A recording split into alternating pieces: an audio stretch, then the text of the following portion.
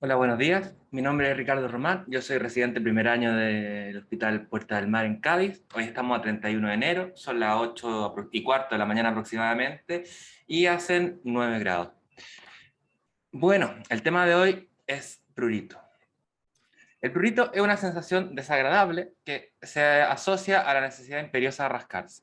En general, cuando hablamos de prurito crónico, se habla con prurito mayor a 6 semanas. Es una enfermedad bastante frecuente en la población.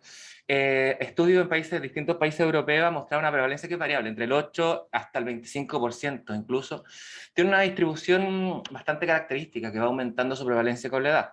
Por cambios en general son por cambios fisiológicos asociados con la edad, como la cerosis, cambios fisiológicos de la piel, la función de la barrera.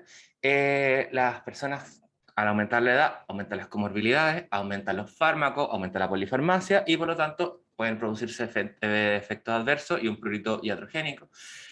Hay distintas distribuciones étnicas. Se dicen que la población afroamericana tiene un poco más prevalencia de prurito crónico que la población caucásica, lo mismo pasa con los asiáticos, y las embarazadas cursan con algunas patologías y condiciones fisiológicas también que son propias del embarazo y que muchas de ellas pueden causar prurito. Entonces, bueno, la fisiopatología del prurito es una fisiopatología que es bastante compleja, aún está en estudio, por lo tanto las vías de señalización y las cadenas de receptores no están 100% claras y es bastante complejo y no el objetivo de esta presentación. Entonces, en resumen, dando una pincelada.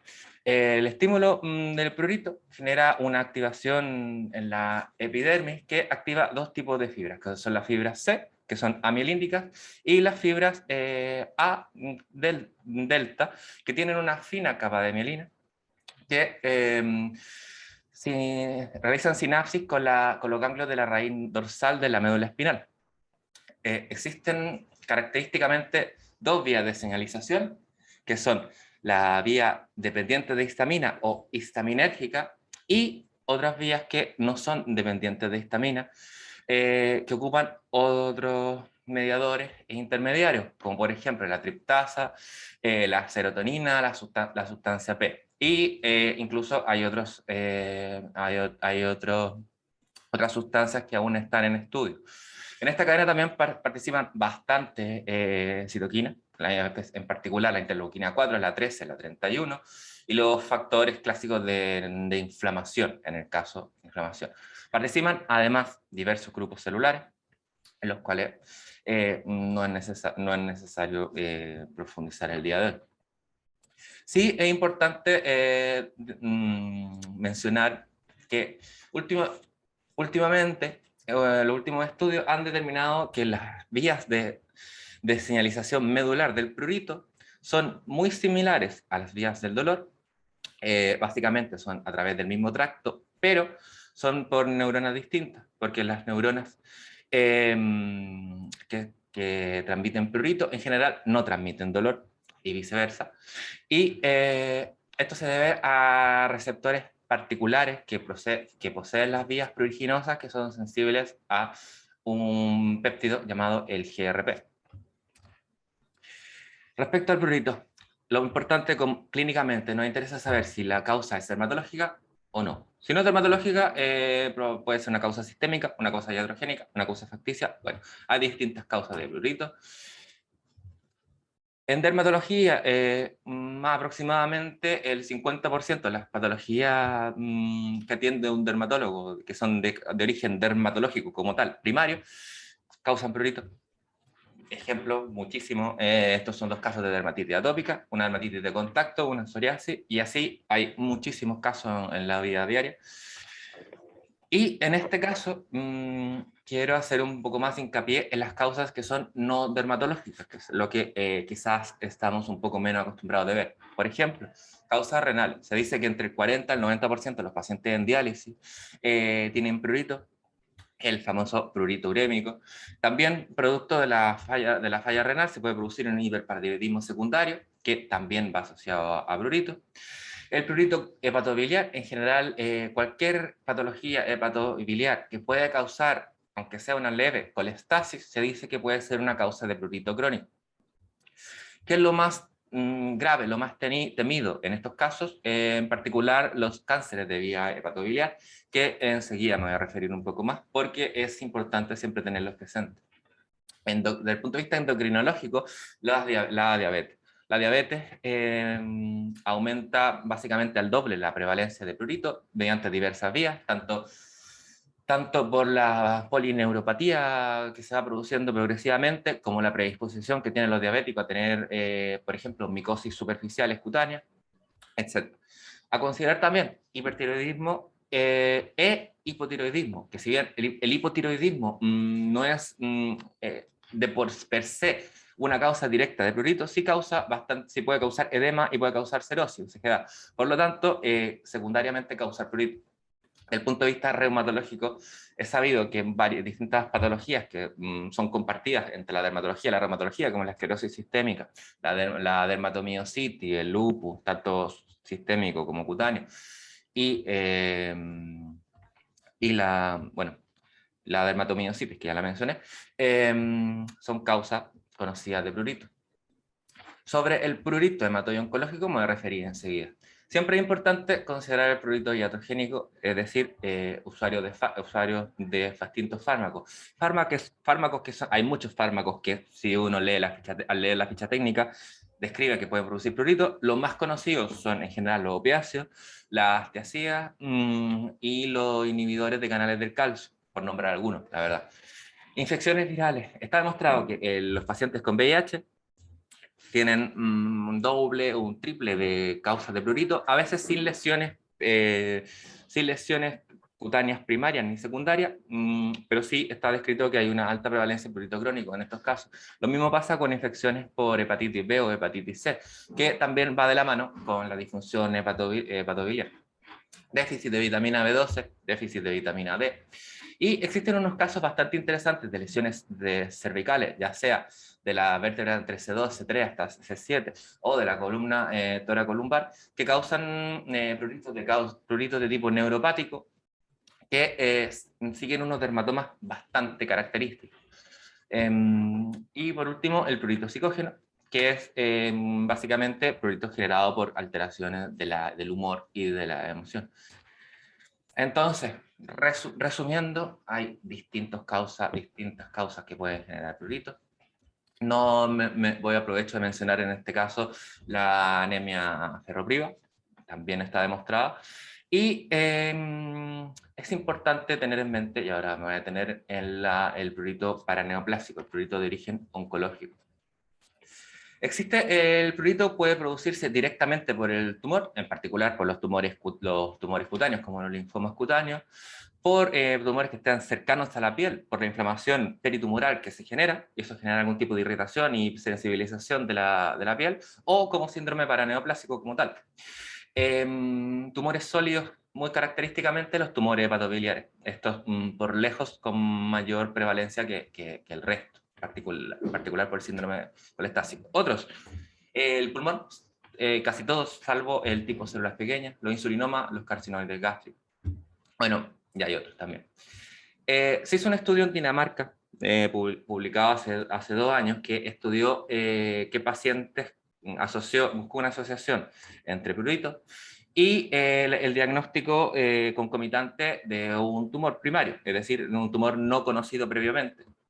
Se determinó que dentro de los 3 y los 12 meses del diagnóstico de prurito crónico existía un marcado aumento de la prevalencia de tumores de órganos sólidos, en particular en hombres mayores de 60 años, fumadores, y especialmente que tenían antecedentes de una enfermedad hepática previa, como por ejemplo una cirrosis. Entonces, tenemos un paciente con prurito, queremos enfrentar el caso, es importante tener en mente distintas cosas. En particular, muchas cosas que son prácticamente inherentes a la entrevista dermatológica común y corriente. Sí, es muy importante determinar en particular la localización, la progresión, siempre desencadenantes, si hay casos similares en el domicilio.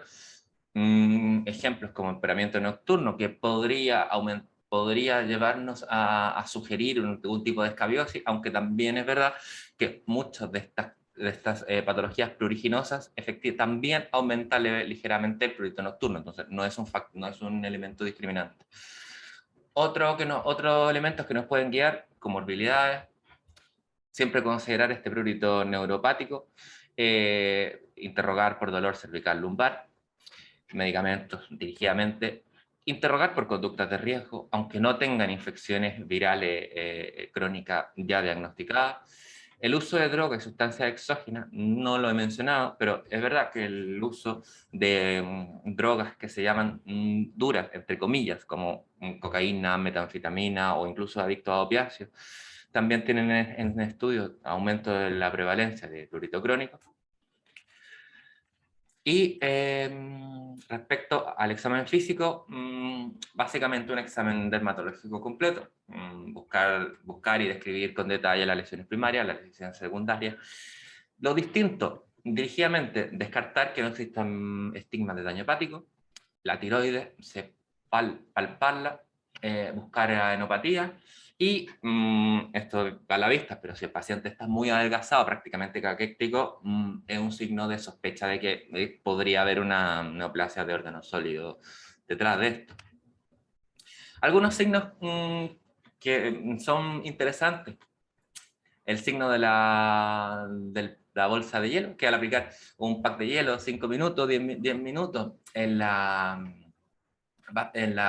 columna cervical por dorsal o en el hombro, genera un alivio del dolor. Esto es típico de un prurito que se llama brachiorradial, se llama brachiorradial porque el prurito sigue este dermatoma y está asociado a lesiones de la columna cervical.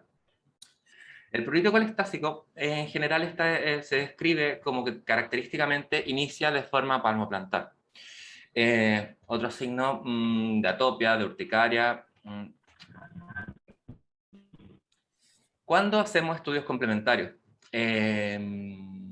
La última publicación en enero de la revista americana de dermatología, en uno de sus artículos propone realizar un estudio con un screening, con algunos estudios complementarios a los que no presenten erupciones o lesiones dermatológicas primarias, es decir, no presenten una causa dermatológica clara y que nos deje tranquilos, y realizar de forma general un hemograma, un perfil hepático completo, es decir, con transaminasas, pero también con función hepática, creatinina, buscar cómo está el azúcar, y la función tiroides.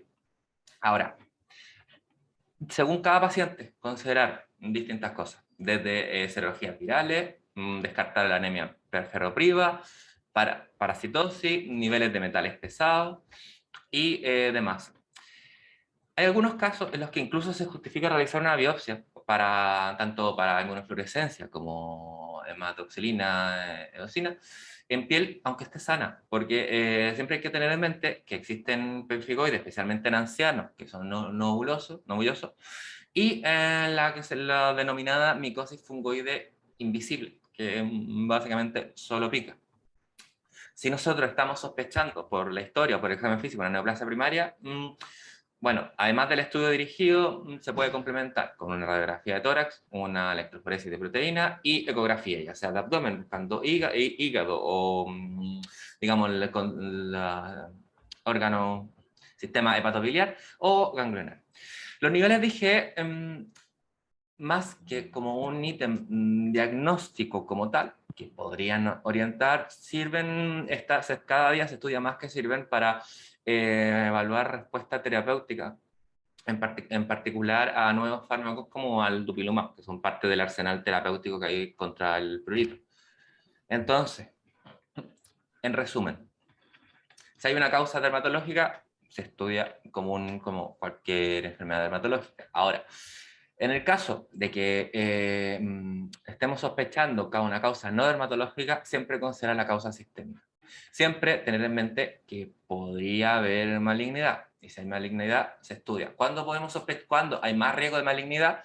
pruritos en pacientes mayores de 60 años, menores a 12 meses, fumadores, con antecedentes de enfermedad hepatobiliar, y también considerar los screenings habituales asociados a la edad. Ejemplo, mamografía, las colonoscopías o hemorragia oculta en deposiciones, que esté al día. Si no está al día, no está de más el reiniciar y retomar el screening. Otras causas psicogénicas, neuropáticas, también se estudian dirigidamente. Sobre el tratamiento del prurito, hay distintos fármacos que nos pueden producir un cierto alivio. No hay una receta o un fármaco que alivie todos los casos de prurito. Es por eso que hay tantas opciones terapéuticas además. Y en general se trata de la tendencia actual es tratar de buscar el que más se adecue a la causa primaria del prurito. Por ejemplo, en pruritos de causa dermatológica o digamos donde hay una piel inflamada, en general la mejor respuesta es hacia los corticoides tópicos o en su defecto, o por ahorrar corticoides, con inhibidores de la calcineurina. Los anestésicos tópicos, como la lidocaína o una mezcla entre la ketamina, lidocaína, amitriptilina, sirven para diversos tipos de pruritos, incluido el prurito neuropático, y va bastante bien con el prurito urémico. Están en estudio otros tratamientos, como, bueno, los inhibidores de la fosfoliesterasa 4, que han tenido bastante buenos resultados para un amplio espectro de causas de prurito. Para prurito neuropático también la gabapentina al 6 al 10% han mostrado recientemente que también una mejoría clínica. Y hay otros tratamientos como la toxina botulínica, la doxepina al 5%, los cannabinoides o incluso la menta, que tiene un efecto denominado refrigerante. Sobre el tratamiento sistémico, sigue el mismo concepto. Es decir, no todos los tratamientos sistémicos sirven para todos los pruritos y es necesario adecuarlo a la causa que está gatillando este prurito. En general, el tratamiento que he generado muchas veces causa un poco de controversia son los antihistamínicos. ¿Por qué? Porque los antihistamínicos, su respuesta mejor y con mayor efectividad es hacia los pruritos gatillados por elementos como urticaria o pruritos agudos. Pruritos de tipo crónico o pruritos en general de causa no urticarial o dependientes de liberación de histamina, en general no responden satisfactoriamente a los antihistamínicos. Esta publicación de la cual les mencioné sugiere que para el prurito agudo se prefieran los antihistamínicos de segunda generación, como la cetricina y la loratadina. En cambio, para el prurito crónico se prefieran antihistamínicos de primera generación. ¿Por qué? Por el efecto sedante que tienen estos fármacos. Siempre tener en mente que hay estudios que dicen que el uso crónico por más de 3 años de antihistamínicos aumentaría el riesgo de Alzheimer. Inmunosupresores clásicos que se ocupan mucho en la dermatología, antidepresivos, en particular para los dolores de causa neuropática, y se ha estudiado que la sertralina tiene una respuesta bastante aceptable para prurito de tipo colistásico. A otros fármacos como anticonvulsivantes, que son bastante usados también en algunos prurito urémico, prurito neuropático, prurito colistásico. No quise detenerme, pero es verdad que los opiáceos, el cuerpo tiene distintos receptores de opiáceos. En general, hay un balance entre el efecto de los receptores, la activación de los receptores mu y los receptores kappa. En general, cuando aumenta esta balanza hacia los receptores kappa, aumenta el nivel de prurito. Y cuando pasa de la forma contraria, disminuye. Entonces, la naltrexona y la naloxona tienen un efecto que son antagonistas de los opiáceos, diciéndolo resumidamente, pero no de todos los receptores. Tienen una particular selectividad por los receptores kappa y por lo tanto está en estudio y se ha demostrado que son efectivos contra diversos tipos de prurito.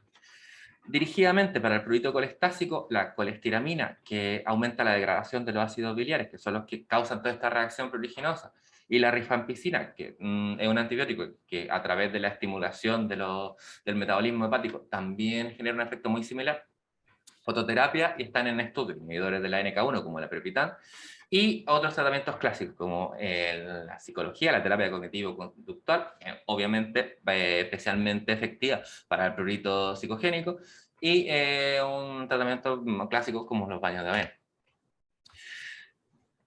Este esquema es muy complejo, pero sí me interesa remarcar un elemento, que muchas de estas vías celulares tienen en común la participación de los receptores JAK, en particular los JAK1, JAK2 y JAK3. Por lo tanto, el tratamiento, lo que se viene en el futuro al tratamiento del prurito, hay bastante expectativa respecto al efecto de los fármacos anti-JAK, como la brocitinib, upadacitinib, baricitinib, tofacitinib, telgocitinib. ¿Por qué? Porque al ser una vía más no primaria, sino más secundaria o terciaria de esta vía de señalización, teóricamente serían efectivos independiente de la interleuquina o del receptor que en primariamente está activándose, sino que inhibirían esta cascada del prurito un poco más abajo, y por lo tanto tendrían un efecto un poco más generalizado. Es decir, podrían en algún momento, eventualmente, con un fármaco, tratar más un espectro más abierto de causas de prurito. Los estudios, por el momento, al menos en los anti-JAK, se están haciendo en la dermatitis atópica, en psoriasis. La mayoría han mostrado buenos resultados. Existen fármacos tanto tópicos como orales.